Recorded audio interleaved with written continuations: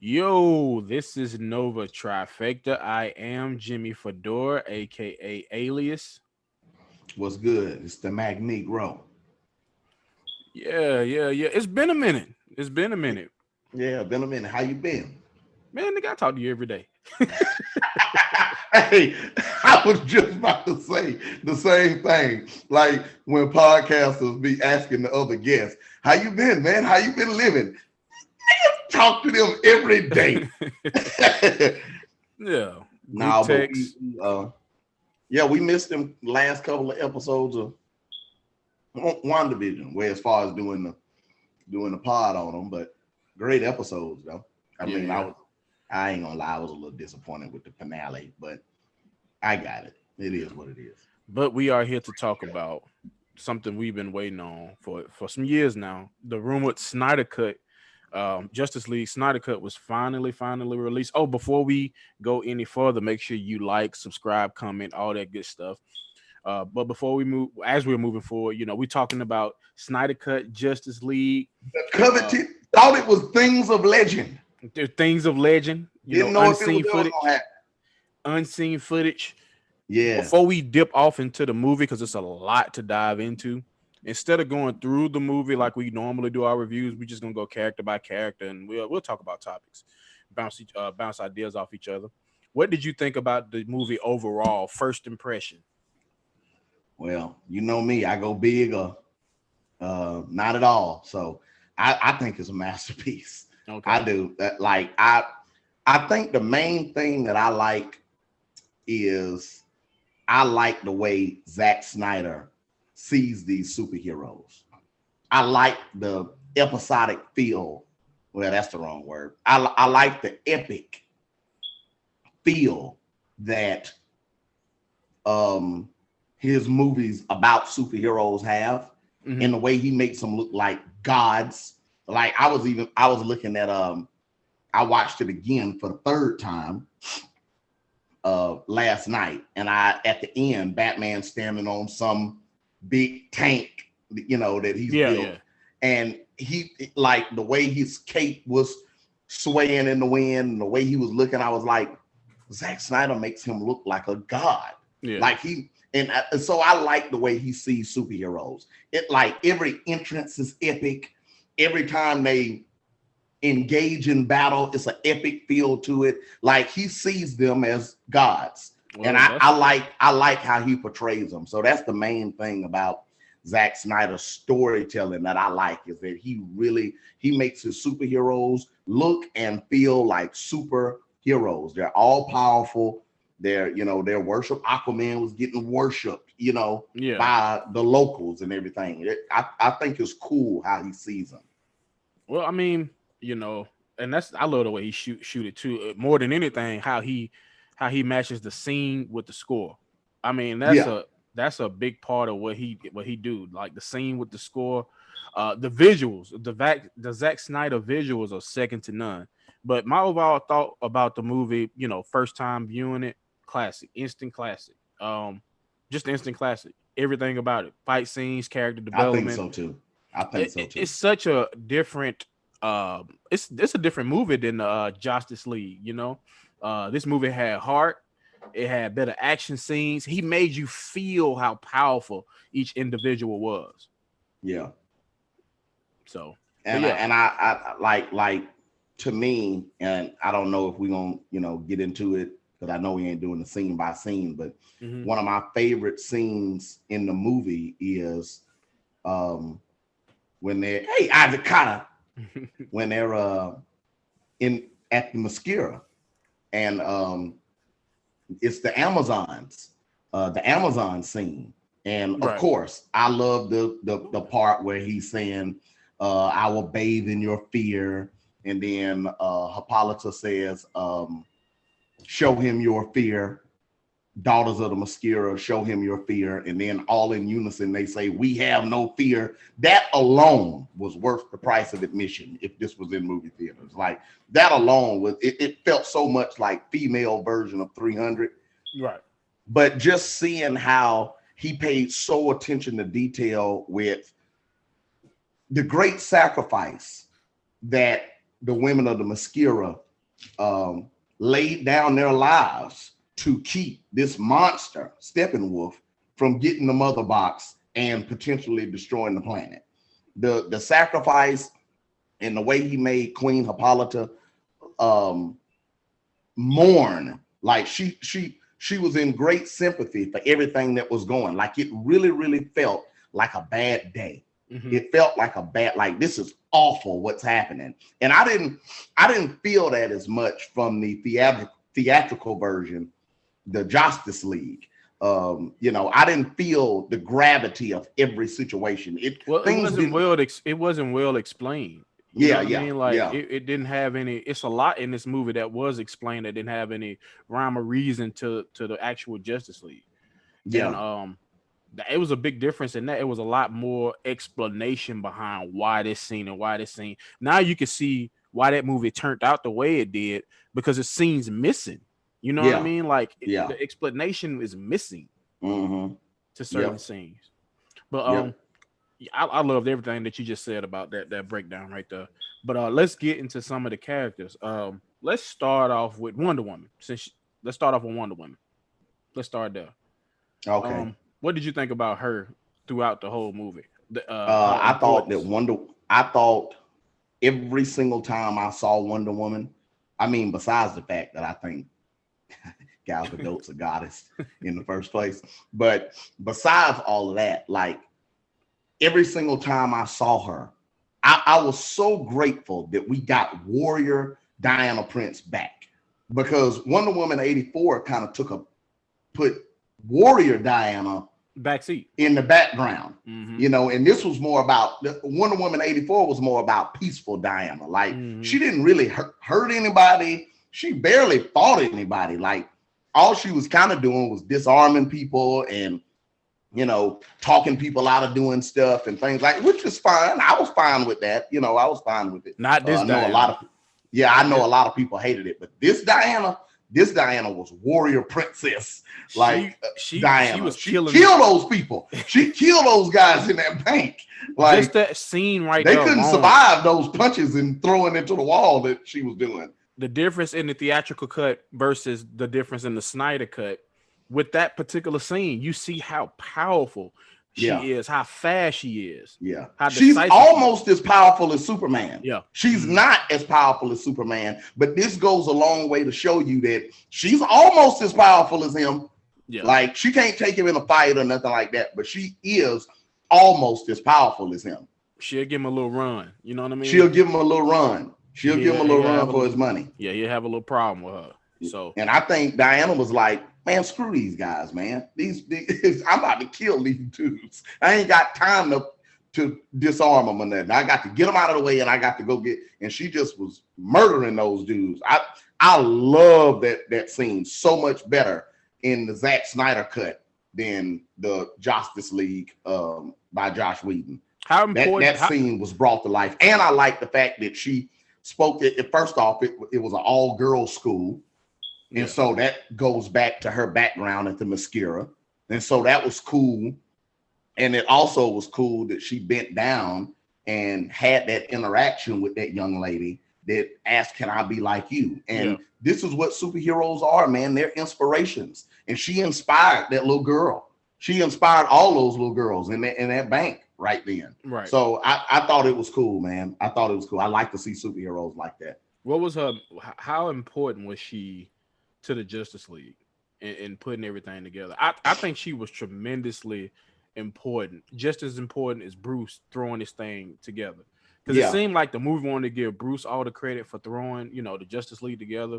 Yeah. But Diana was just as important because without her, you don't get Cyborg. Yeah, I agree. And he was the heart of the movie.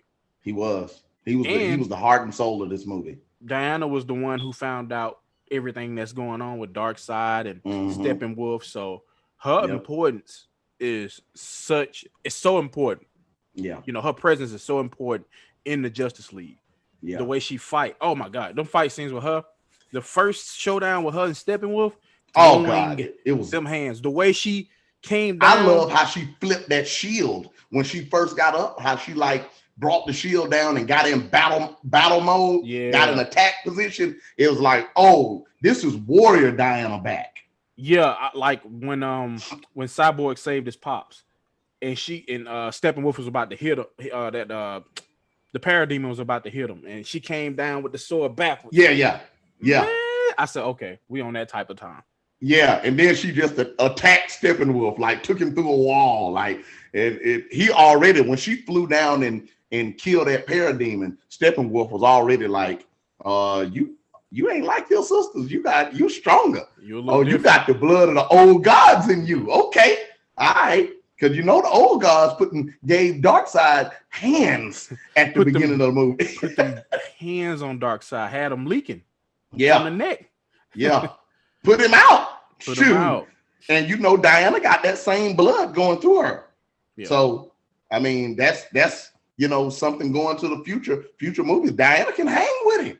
Shoot. Yeah, and I think there's something they could build on with Diana, moving forward, that we don't want to see Wonder Woman 84 Diana. We don't want to see that tame Diana. We want to see Warrior Diana kicking ass Diana. Yeah. Now you can give her depth too, don't get me wrong, because she had plenty of depth. She had plenty of depth in this movie, but we want to see her kicking some ass and just being as powerful as she is. I agree. And I appreciated what Patty Jenkins was trying to do on Wonder Woman 84. I didn't hate it like most people do. I do understand the gripes, but I like seeing Diana warrior princess. I like seeing that. I like seeing Diana, fight everybody and beat everybody. I like seeing that heart she's got. Like when she told Steppenwolf, "I belong to nobody. I don't belong to nobody." Like don't talk about something. I'm yours. Nah, G, it ain't like that. We about to bump. Exactly. And as powerful as Diana is, we all can't do something. Diana couldn't make no tea on their ass. She was about to mess the tea up. Diana can't cook. She can do everything else, but Diana can't cook. Come on now, she can't make no tea. She been around all this time. She didn't want to whip up no tea yet. But was it that she couldn't make the tea, or was it that Alfred is just so particular because he's been a butler for so long? Is that what it was, or was it that Diana? I'm pretty sure she could make tea, but not like that Alpha tea. Because I mean, Alfred has been a butler his entire life. So is it that he's just being a little bit too big? He's not used to somebody serving him. That's true. I almost think that's what it was more about. Alfred's just not used to being the one. That's why he got straight up. Let me do that, Diana. Let me do that. Yeah. Because he's just not used to being served, Yeah. I think it was more about that. But that is funny if Diana can't cook. I agree. All right, let's move on to the next character. I'm pretty sure we're going to be intertwining all these characters as we go along. I want to talk about Barry Allen, the Flash. Barry Allen, the Flash. First off, before we get into Flash, I will say, I still think after seeing this movie that the CW Flash from the TV show, he's still a better Flash. Okay. I did like Ezra Miller's Flash a whole lot, but Grant Gustin's Flash, he's still number one. Yeah, but what Ezra Miller's got the face, he got the cheekbones and stuff, man. That's how they like heroes to look in the movies. Got the cheekbones, the jaw muscles, and all of that stuff. They like heroes to look like that on the big screen. He was the I guess comedic, the comedian of the group, so to speak. Yeah. You know what I mean? Like I don't know, to break up the monotony of the movie, he might have a joke here or there, but he has some very serious moments as well. He really sold when he was hurt. I really like that. Like when he was hurt, he really sold that. But what I want to talk about is why the fuck did they leave that scene out where he saved Iris West? I have no idea. Well, you know what though? I won't be on the opposite end of that. I think that's the one scene that they could have left out. Really? I'm not saying I didn't like the scene. I thought it was creepy that he was caressing her face for no reason without her consent. But and I get getting the hot dogs for the dogs. At first, I was like, "Why is he grabbing that hot dog?" I was like, "That shows his personality, though. That's his personality." I thought that was the one scene. Well, I actually think it may be a couple of scenes that if they just wanted to cut it down a little bit, they could have But it done wasn't without meant a to be couple of cut down. scenes.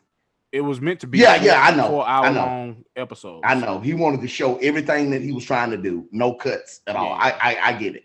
But I think that's the Flash scene saving Iris. I think that was the only scene that I could have done without seeing. I'm not saying I didn't like it, but I think it was the only scene that I'm like, if it was meant if to be that cut, scene wouldn't have been in there, I wouldn't have been upset. yeah, but if it was meant to be cut down, then I understand. But I love that scene. I mean, that footage, it shows the Speed Force. Like, come on now. It shows how fast he really is. Like, man, I think that scene was necessary, and it also sets up, a backdrop for his movie with him and Iris West. Yeah. Even the scenes with his pops, I think those are very, very important in pushing his character forward. See, I love the scenes he had with his dad. Yeah. I love that vulnerability that he had. I love that love that his dad, has got for him. Like, man, I don't want you to waste your life fooling around trying to figure this out for me. I don't want you to, he loves his son and he wants his son to have a lucrative life and but his son is a good kid and he can't rest while his daddy wrongfully in jail like that. So right. I love that. I love that. The scene where he saved Iris from the accident, I was just kind of like, truck driver gonna reach down to the floor to get his hamburger for like 20 seconds in the daytime in the middle of the city. Bro, that happens. Like, it happens on the freeway where people drop their phone. It happens. You'll be surprised how stupid human beings are. Like that. I almost can see regular people in regular cars doing it more people than I in can trucks see a do truck it too. driver. I'm telling you, I drive. I drive all day, every day, and I see everything. Like people do that. It happens. Yeah. It happens. Well, again, I'm not saying I don't like the scene. I liked it enough, I'm saying if it was one, if I just had to nitpick and pick one scene that I wouldn't have been bothered if it wouldn't have been in there, it would have been that one. Yeah, you just if I'd have had to pick a scene, but I still liked it. I thought it was a good scene. What did you think about his importance to the Justice League? Actually, he ended up being the most important. Yeah, he did. He did. But what did you think about first his importance to the Justice League and how dope his scenes was showing how fast he was? Well, the scene when he and Cyborg rescued the people that Steppenwolf and the Parademons had kidnapped to get information about the mother boxes. The scene where he rescued them and the debris was falling and he had to remove all of it before it hit him. I was like, I've never seen like a Speed character used like that. Like that was awesome. Yeah, that was awesome. I love seeing that, like him moving around like that. That was so cool to see. Visually, it was great. I love how the moment it starts, the lightning just starts going off around him. Because the moment it starts, even just for that little dodge he done when Bruce Wayne nearly killed him when he threw the batarang at him, could have killed him if it wasn't him. Like, could have killed the guy. But I love the lightning going around.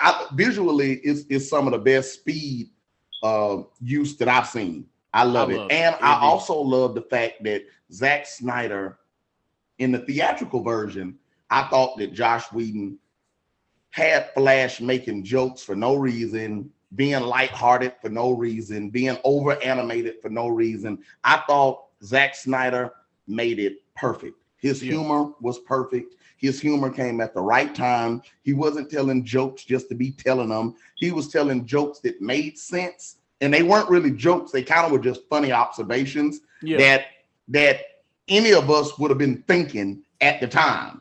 Yeah. And he wasn't over the top, goofy like he was in Justice League. Yeah, I agree. I thought it was perfect. And even like, I'm not bad mouthing the MCU at all because I absolutely adore the MCU. I love the MCU. But if it was one gripe I've got about MCU is that sometimes I feel like they ruin the moment with jokes. Yeah. And I felt like Zack Snyder's Justice League done the perfect job of, they didn't ruin any great moments because of jokes. They didn't ruin any moments. They let you be in every, when it was time to be dramatic, they were dramatic. And they didn't ruin it with a joke. It wasn't nothing to joke about. Like shit was real. Like they weren't playing, you know. You felt the gravity of everything. Everything felt dire. Like we gotta get this done as fast as possible. There's a dangerous guy here. I loved every single scene that Flash had. And I still love the scene with him and Superman. That's stupid dope. But like, which one? The scene when the Justice League were fighting Superman. Oh yeah. Oh yeah. That still was dope. But like, one of the coolest things in the movie is when at the end in the third act, Batman had the parademons flying, trying to get him, and then Wonder Woman came and she jumped over the Batmobile, sliced it, and then Flash came by. Yeah. And you seen them run by, and then like Cyborg came, you had the Batmobile, you had Aquaman, and then you had Flash, and that slow motion. Yeah. And right after that, Aquaman land on the Batmobile and the music. It was off the chain. God. It was off the chain. That was like straight off the cartoon, man. Yeah. And it was. What I will say, what they did with Flash character that I've never seen, the way that they reversed time, the way they showed that. And of course, you know, this is a spoiler review. How it ended, they actually succeeded because Barry is out there playing. So, like, you know, the world was finna end, and as it was ending, you know, Flash, it showed, I've never seen visually that how he ran and it, you know, reversed time, and that was fucking nuts. He was very important because he ended up saving the day on their ass. Yeah. And so it was that part was cool. It made me want to see a Flash movie. It made me want to see a Flash movie, and how his character, how he's constructed, quirky, you know, kind of funny, can be serious against the Reverse Flash, whoever they choose for him to play, which I want to see Matthew McConaughey play him. But whoever they choose is going to be a good yin and a good yang. Yeah. So this Barry Allen gonna have to learn how to fight a little bit. He can't fight. He can't fight. I don't even like the way. That's how he is. Honestly, I hate the way he runs. Like, I hate the way he runs. Do you? In how Ezra Miller's Flash runs, and I think that was a creative choice by him. Yeah. Like, he's an artistic, creative type of actor, so he chooses a lot of those things he does. I hate that, but I guess it's like, if somebody can run faster than time, maybe that is how they run. Yeah, how they ain't gonna run, be no you know, perfect stride, But I think it looks a little corny, but I mean, I like it a lot. As far as the way he's running, but I love the visuals surrounding it, you know, the way he's running. I love the Flash. And I'm not a big Flash guy. Like, I've never been interested in Flash, but I like Zack Snyder's interpretation and Ezra Miller's performance in Justice League. I liked it. I love Flash. All right, let's go to the next character who I thought was the heart of the movie, and this very well could be his movie. Cyborg. Let's get into, first off, I can understand why Ray Fisher was so pissed off. Yeah, I get it now. They cut all this man's scenes out of the theatrical cut. Mm-hmm. And Josh Whedon, for some reason, cut all the black people scenes out of the theatrical cut. He cut a lot Iris of West. Yeah. Ray Fisher scenes, not as much. His pops. Come on now. Yeah, he did. He cut a lot. Come on now. But yeah, I thought he was the heart of the movie, man. He was the best. Yeah, he had the best performance scenes as far as acting in the movie. Because you got to think, the trauma that this kid went through. First off, he was a football star, the man. You know what I mean? Yeah, I mean, you know, the man. He having, you know, relationship, you know, father-son issues. That's traumatic. But he lost his mom. Mm-hmm. He was supposed to die. Yeah. He had to turn around and he ended up losing his pops. Mm-hmm. So he had to compartmentalize all that trauma through this. And you got to understand, he's a kid. Yeah. You know, he had a lot to deal with. He was the heart of the movie, just showing his evolution, showing how he pocketed his emotions in certain aspects, and just the way he dealt with things, I thought was very important to the progression of the story. Yeah, What you think? I do too. I do too. His importance went up to level 10. Uh,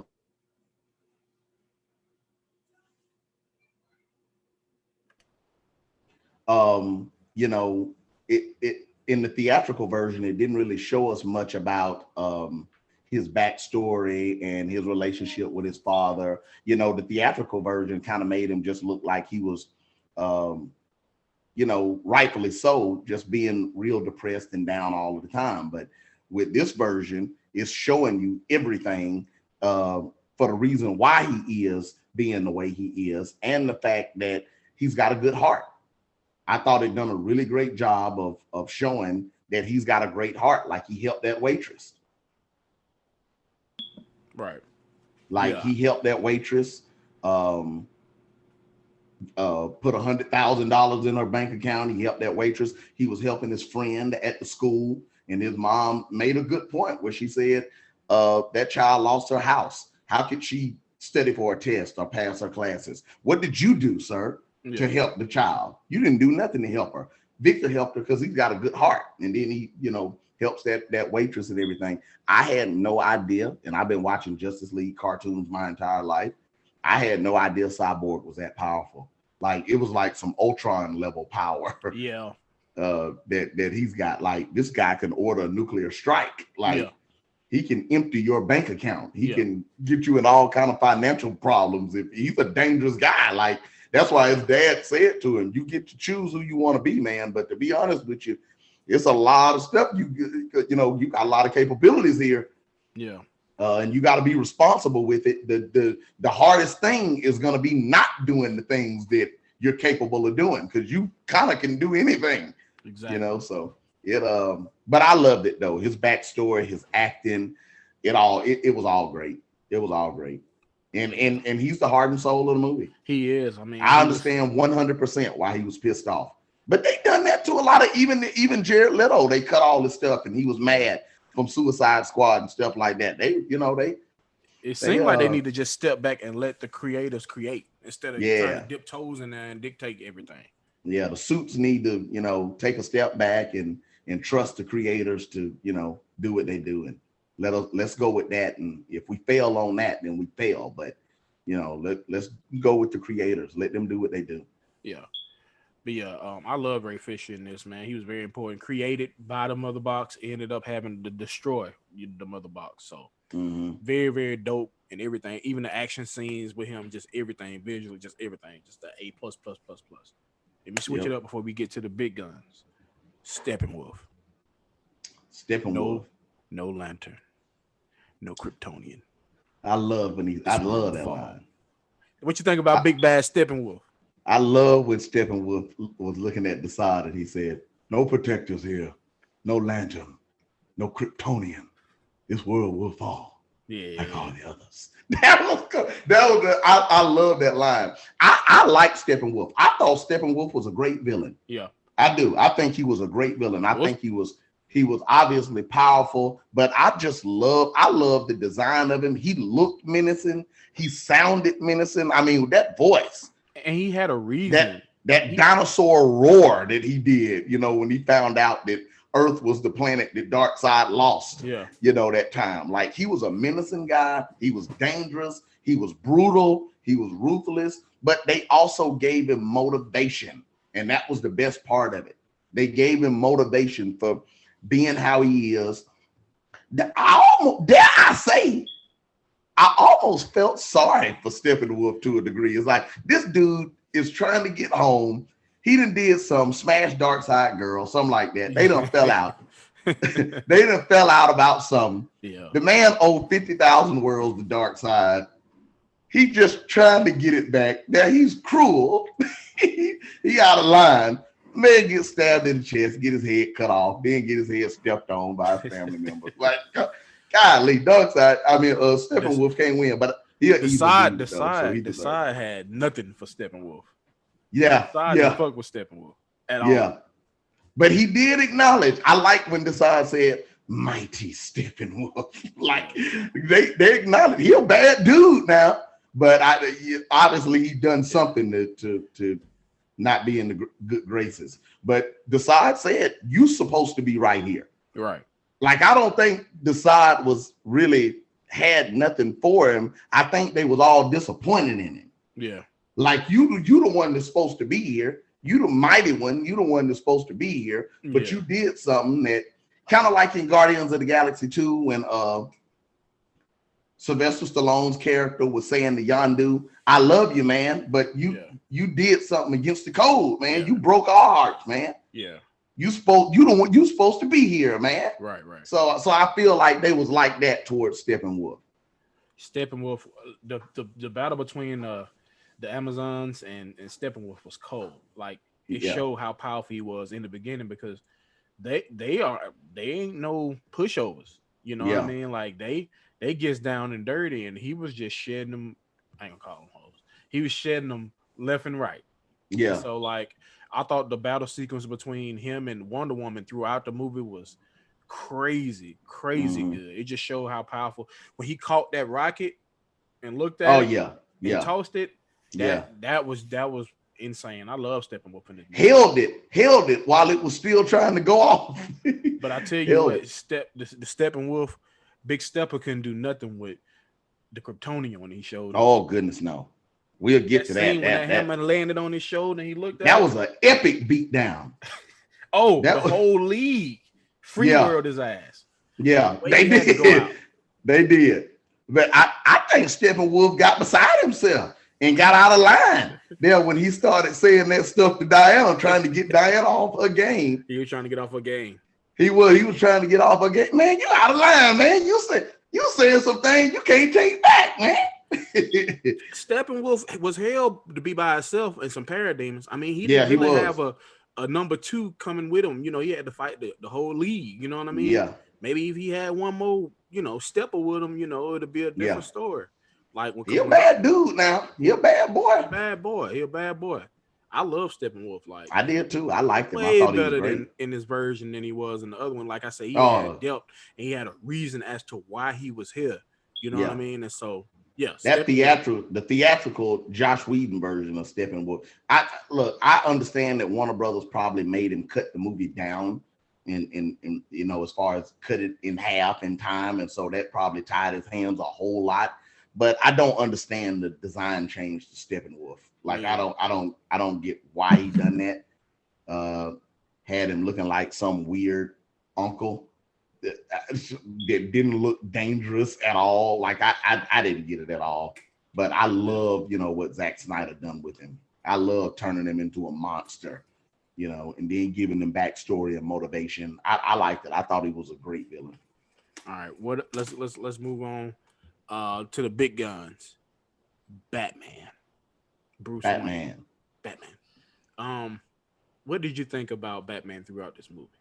Absolutely loved him. Almost to the point where I almost want to say, but because I watched the extended edition of Batman versus Superman: Dawn of Justice the other day, because I was just in DC mode.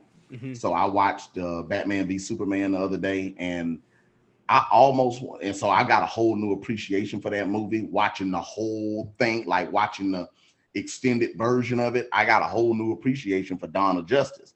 But I almost want to say it may be the greatest interpretation of Bruce Wayne and Batman ever put on screen. Like, both movies combined. And you know how much I love Christian Bale and the Dark Knight trilogy. Like, that's my favorite trilogy of all time. The Dark Knight is my favorite comic book movie of all time and everything. But Ben Affleck's Batman is like he is off the chain. His fight scenes are off the chain. His suits are off the chain. And it's like the Bruce Wayne line to Barry Allen when they got inside that crazy Mercedes that they got in. And I think Joss Whedon played the "I'm rich" line for like a joke. Mm-hmm. I think he meant for it to be a joke. When it was in Zack Snyder's movie, it hit me different when he said "I'm rich." It's like it really is his superpower. Yeah. and he gets every ounce out of it. Yeah. To get him turn himself into a superhero. Yeah. You know what I mean? He needed all that. He needed every bit of it. The way they took off in that Mercedes, the way he landed in the helicopter with his glasses, he looked like a cool rich guy getting off of that helicopter. The Nightcrawler, like like he uses that money, needing all of the satellites at the end so they could find where they went with the mother boxes and everything. It's like Did he say that is his satellites? superpower. He said satellites? He had 6. Yeah. 6 satellites. Like that is his superpower. It shows you how rich he is. Like, you know how rich he is and how well he uses it to do what he needs to do. And he knows exactly what he's doing. The top of the line technology that he has. Yeah.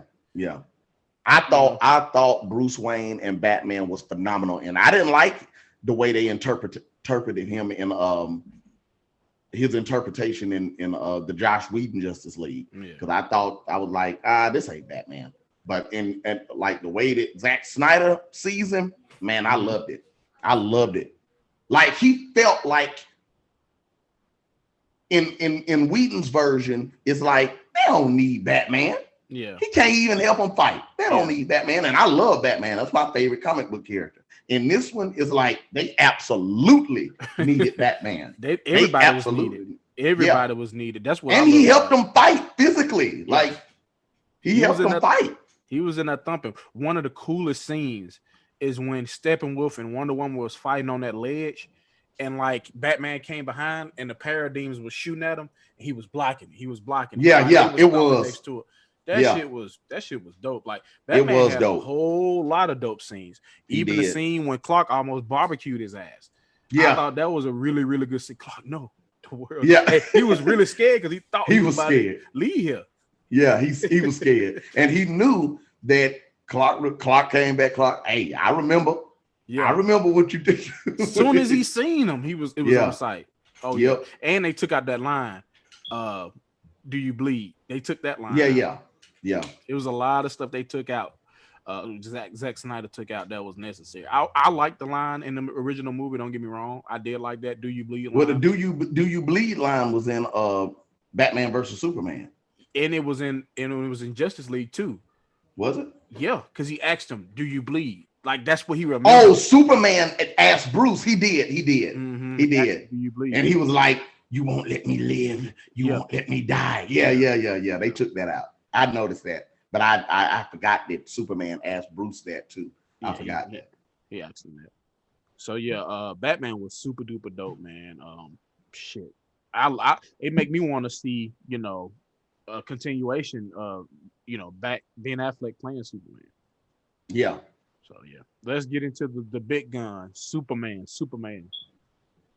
What phenomenal. About?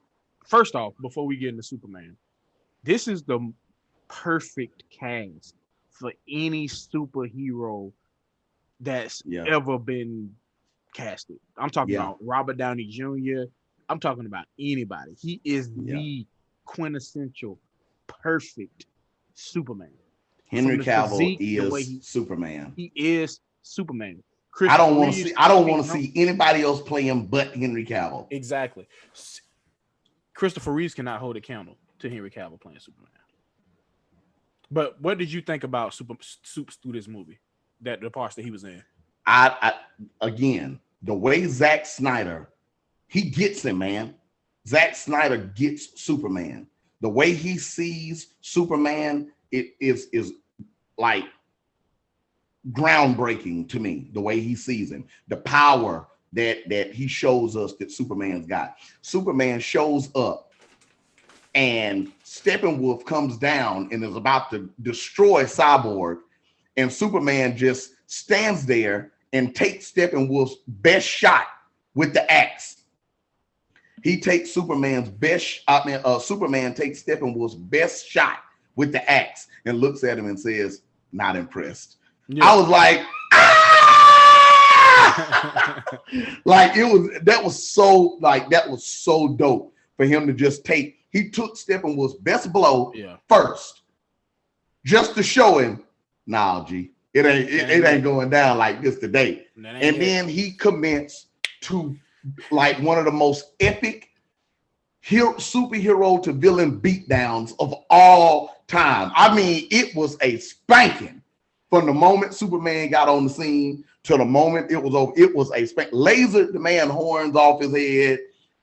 I thought for a minute, I thought he was going to beat him to death. He was finna kill him. Yeah, I thought he was just going to be. I was like, Superman came back dark.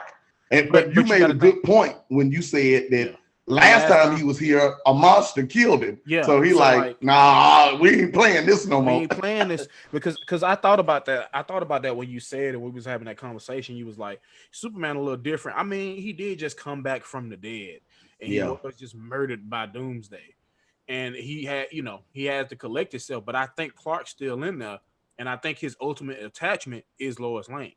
That's his reason for being. You know what I mean? That's what calmed him down, and that's his love for her. Is you can't even quantify. How much he love her. So like I'm like, this man, he had to come back, get used to everything, and it ain't been a couple hours. To him, he just died. He back, and now he got a thump again. Mm-hmm. So yeah. I just love the way Zack Snyder sees him. Like even when he came down, and you could feel the gravity of him coming into the atmosphere when the cup started rattling there for Alfred. Yeah, and you could feel Superman. Like Zack Snyder just gets the power of Superman, just the raw power of Superman. Him coming into the atmosphere, and you can hearing it and everything like that. Like I just love the way Zack Snyder sees Superman. He just makes him so powerful. Like it's the first time that we've ever seen truly on screen how powerful he is. Yeah, this Superman would have beat Doomsday down. Even with the death cry in the beginning, the way it came on. It was awesome. That was dope. It just shows you what would happen when a superior being, a guy like being, would die. You know what I mean? That would be felt throughout and scream like that. Yeah, exactly. That would be felt throughout the earth.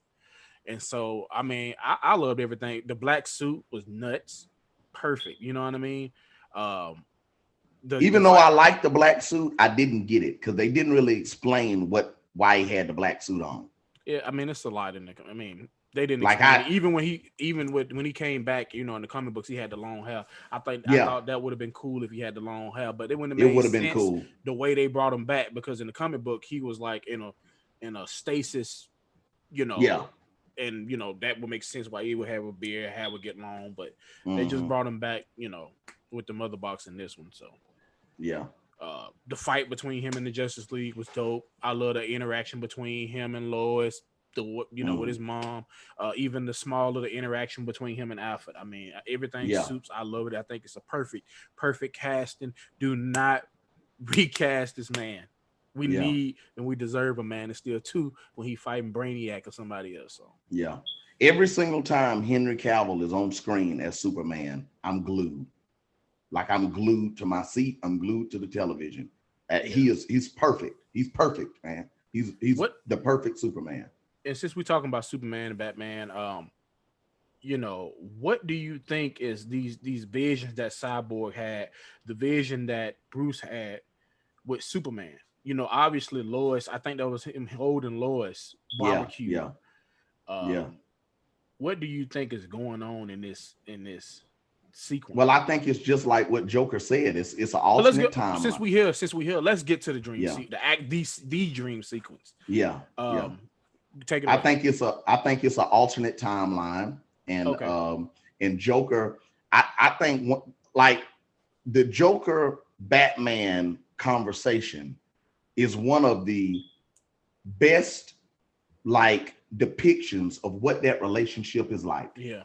They are 100% honest with each other at all times. Yeah. They got that kind of relationship. It's like they're 100% honest. They absolutely hate each other. Yeah. They absolutely hate each other. So Batman just getting anybody that's left. Bad guy, good guy, Atlantean, like anybody that's left. He's just getting anybody that's left because they need him. And when Joker says to him, How many people are you gonna let die because you don't got the balls to die yourself? Yeah. Woo! Yeah. Yeah. That line, when he said that, I was like, golly, that may be the coldest thing that I've ever heard him say to Batman. Like, you don't got the balls to die yourself. You let Lois die. Mm-hmm. I assume maybe Bruce could have died in her place, but Lois died or whatever. It's like, how many alternate timelines are you going to let the world get destroyed because you don't got the balls to go through it dying yourself? Yeah. That was a cold line. Yeah, this your fault. Then Batman had to come back with his own cold line about Harley Quinn dying in his own. Then Batman says the F word. Like, it's like, okay, Batman getting some grit. Like, he hates that dude. Because in this alternate timeline, you know, you see Darkseid with the Omega beams, which was fucking dope to see. Oh, that was crazy. But yeah, he killed Arthur. Somebody didn't wax Diana. You know what I mean? Probably Darkseid. Yeah, somebody they did not. He was watching the funeral. Yeah, and you had the squad of Mira, Deathstroke, Flash, who didn't have no lines and you know, and him or Cyborg didn't have no lines. Yeah, Cyborg said something. Cyborg said something, and I don't know if Flash said anything. Flash didn't say anything. I like the suit. I like the suit that he was in. That's the same suit that he was in Batman v Superman when he appeared to Bruce in that dream. Mm-hmm. That dream when he was saying Lois Lane is the key. Lois Lane is the key. That's the same suit he had on. Yeah. So it must have worked. Yeah. He got to say what he needed to say to Bruce. So, because Lois Lane really is the key. I mean, you got to protect her, or Superman gonna become an agent of Darkseid and destroy the world. So, I see now why Bruce was wanting to take Superman out. Superman dangerous. Yeah. But yeah, that scene was great though, and that conversation between Batman and Joker they always have great conversations, but that was a great couple of minutes of conversation that they had right there. Those jabs they were taking. I mean, that line about Batman not having the balls to die himself. So how many alternate timelines are you going to destroy get destroyed because you don't got the balls to die yourself? That was sick. Yeah. And the last thing I want to cover, and we can get on out of here, is Darkseid. What you think about Darkseid? I thought he was perfect. Yeah. From what I grew up seeing as a kid on the cartoons and everything like that. I've always wanted to see what he would look like in live action. I like the way Zack Snyder done his voice. Yeah. Like his voice, he sounds like a god. Yeah. Like his voice like an evil guy. Like he sounds like a big rock trying to talk. Yeah. Like that's what his voice, it sounds like thunder. Yeah. When he's talking. It's crazy scary. Like I thought he looked perfect, but he did get the hands at the beginning of the movie from the old gods and the Amazons and the Atlanteans and the men and who was that? Was it Ares? Yeah, Ares, yeah. I think Zeus hit him with a lightning bolt, and then Ares came and brought the axe down on him and almost cut it. And it's like I was thinking about, you should have gone for the head when he hit him. But it was dope though. He took hands though. I didn't think we was gonna get a Darkseid action scene. Like that was ill. You know what I mean? Yeah, and it was. Darkseid menacing. He demanding. He ruthless. And he coming. You know what I mean? He coming. Yeah. And my favorite. Well, I ain't gonna say my favorite part of the movie. One of my favorite scenes in the movie is at the end after they executed Steppenwolf. And he stepped on his head. The stare down between Justice League and Darkseid. Yeah. That was some gangster shit right there. Because they was looking at him like, yeah, you know what is. And he like, what's up? Okay. We just sent your homeboy head back to you. You gotta see us. If you come in here, you gotta see us. You're gonna have to deal with us if you come down here. You already took the L one time when you came here. And that was when we didn't have Superman. And it's like, he looking like, we gonna take that challenge. We coming. Yeah. Ready to Armada. We gonna regroup. We'll be down there, old boy. We coming. That was a great moment. Yeah. But now you know what we gotta do at the end of every review that we do. We gotta give out 10. ratings. Okay. Classic, instant classic. Instant classic. It's a 10. It's I a agree. 10 to me. I agree. It's It's a an 10 to instant me. classic. 10. You not finna convince me otherwise. Everything I want from a Justice League movie for the first one, 10. Yeah. 10. Yeah. 10, 10, 10. You know, it's a And classic. I can't get off without saying that the truth is most of us kids, I didn't grow, not well, I'm not gonna say most of us kids to this part, but growing up I'm 34 years old, you 31. The period that we grew up in, the era we grew up in, a lot of us didn't necessarily grow up reading so many comics, but we grew up watching every cartoon that came on television. So I grew up watching Spider-Man and X-Men. So I was a Marvel guy. I grew up watching Spider-Man and X-Men. That's what I'm saying. DC is really what I love more than anything. The characters that I love more. Now, Kevin Feige has turned me into a Marvel guy because I love the MCU. But I grew up watching Batman the animated series, Batman Beyond, Superman the animated series, the Justice League animated series. So seeing this brought to life the right way means a lot to me. Yeah. It means a lot to me because I grew up on DC characters more than I did on Marvel characters. A lot of us didn't really. I knew of Iron Man. I knew of Captain America. I knew of Thor. I, obviously knew of Hulk. But the only ones that I really grew up watching was Spider-Man cartoons and X-Men cartoons. Now I know every X-Men and I knew every bad guy in Spider-Man.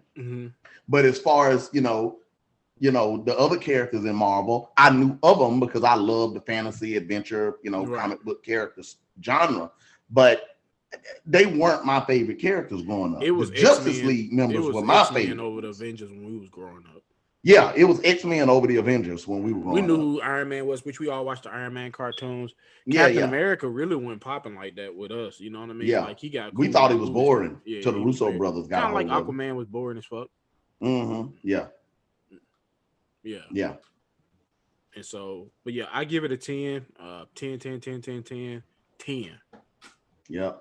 And I want to see restore the Snyderverse. Restore the Snyderverse. When you got Aquaman 2 coming out, you got another Wonder Woman coming out.